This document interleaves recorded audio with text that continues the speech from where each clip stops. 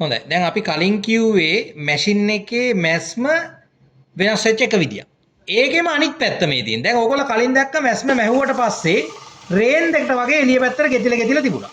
හැබැයි මෙතනදී බලන්න මෙතනදී වෙලා තියෙන එකේ අනිත් පැත්ත මෙන්න මහල එළියට ගත්තට පස්සේ මේ මැස්මත් එක්ක මේ රෙද්දත් අකිලිලා මේ ඇතුලේ රෝල් වෙලා තියෙන මේ 3 thread මැස්ම ඇතුලේ මේ රෙද්දත් එක්ක රෝල් වෙලා තියෙන මේ බලන්න මේක දිග අරින්න පුළුවන් මේ. එතකොට මේක ඇතුලේ රෝල් වෙලා තියෙන්නේ. එතකොට දැන් මේ වෙලා තියෙන්නේ අර කලින් වෙච්ච දෝෂයේ අනිත් පැත්ත. රයිට් ඒකත් මම පෙන්නන්නම් ඔයගොල්ලන්ට. රයිට් මේ විදිහට මම පුට් එක අයින් කරාට පස්සේ ඔයගොල්ලෝ බලන්න දැන් මෙතන මැස්ම ගෙතෙන කොටස මේ කියන්නේ මෙන්න මේ ටන් එකේ මැස්ම ගෙතෙන කොටසට වඩා බ්ලේඩ් එකෙන් කැපිලා ඒ කියන්නේ රෙද්දෙන් එන ප්‍රමාණය වැඩි.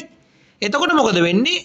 අපි රෙද්ද වැඩිපුර දුන්නට වඩා නෑ මේ ටන් එක වටේට රෙද්ද රෝල් වෙන්න බලනවා. මොකද මැස්ම ගෙතෙන්නේ ප්‍රමාණයට වඩා රෙද්ද වැඩිපුර කැපෙනවා. එතකොට වෙන්නේ රෙද්ද අර ටන් එක ඇතුළේ රෝල් වෙනවා. ඒ රෝල් වෙනකොට මොකද වෙන්නේ? මැස්ම රෙද්ද අකුලගෙන මැහෙන්න ඉස්සරහට පටන් ගන්නවා. එතකොට ඒකට ගොඩක් අය කරන වැරද්දක් තමයි මෙන්න මේ ලූපර් නූල් දෙක උඩරින් උරුල් කරලා බලනවා ඒක වහ ගන්න පුළුවන්ද කියලා. බෑ. කවදාවත් ඒක කරන්න බෑ. එහෙම කරත් ඒක අර සාර්ථක නෑ. මොකද ස්පීඩ් මහනකොට සාමාන්‍ය ඕලොක් මැෂින් එකක් ඕක දානවා 5000 rpm වලට මහනවා.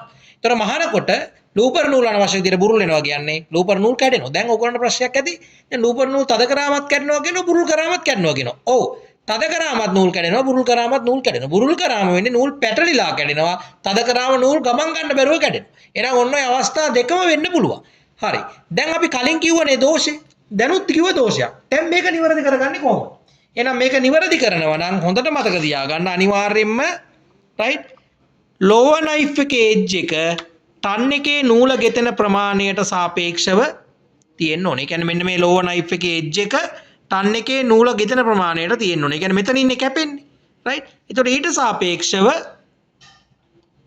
අපර් නයිෆ් හෝල්ඩර් එකත් බුරුල් කරලා මෙයා මෙතෙන්ට හේතු කරන්න ඕනේ. හැබැයි හේතු කරලා මේ අතින් තද කරගෙන ප්‍රෙෂර් කරලා හරියන්නේ නැහැ. රයිට්. හේතු කරලා අපි මේ විදිහට නයිෆ් එක යටට අරගෙන ඉවර වෙලා ලෝවර් නයිෆ් එක මෙතනින් බුරුල් කරලා මේ ස්ප්‍රීම් ප්‍රෙෂර් එකට ගිහිල්ලා මෙතෙන්ට හේතු වෙන්න අරනවා.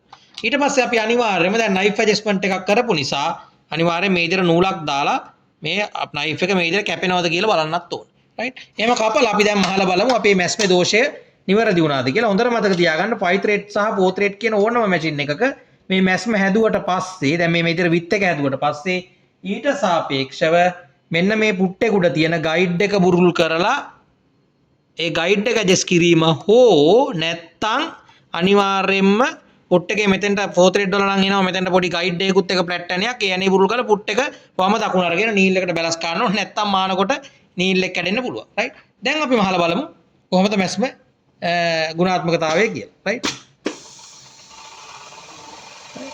මොකුත් මම ටෙන්ෂන් බැලන්ස් කිරීමක් කරන්න ගියේ නැහැ ඔයගොල්ලන්ට පේනවා ඇති දැන් මේ හරියටම මේ මැස්මේ ඇකිලීමක් මොකුත්ම නැහැ අර පෙර පළවෙනිම සැරේ අපි ගත්ත විදියටම මේ මැස්ම හොඳට ඇකිලිලා මොකුත් ඇත්තෙත් නැහැ හොඳට ෆ්ලැට් වෙලා මේ විදියට තියෙනවා එහෙනම් මතක තියාගන්න හැබැයි දැන් ඔයගොල්ලන්ට ඊළඟ ප්‍රශ්නයක් ඇති දැන් විත් එක වැඩි කරන්න එහෙම ඕන වෙලාවට මොකද කරන්නේ කියලා විත් එක වැඩි කරනවා නම් ඊට සාපේක්ෂව ටන් එකේ පළල වැඩි කරන්න ඕන විත් එක අඩු කරනවා නම් ඊට සාපේක්ෂව ටන් එකේ පළල අඩු කරන්න ඕන නැත්නම් මැස්ම බැලන්ස් කරගන්න ඒකත් බලපෑම් කරනවා කියන එක හොඳට මතක තියාගන්න ඔන්න ඔය විදියට තමයි අපිට සාමාන්‍ය මැස්ම ගෙන්න පුළුවන් ඩිෆෙක්ට් ටික තියෙන්නේ. ඉතින් ඒව හදාගන්න මේ වීඩියෝ එකෙන් මම හිතන්නේ ඔයගොල්ලන්ට උදව් වෙන්න ඇති කියලා. ඉතින් මේව බලලා උත්සාහ කරලා බලන්න මොනවා හරි ඩවුට් තියෙනොත් කමෙන්ට් කරන්න පුළුවන් වෙලාවට අපි ඒකට ඔයගොල්ලන්ට රිප්ලයි කරන්න.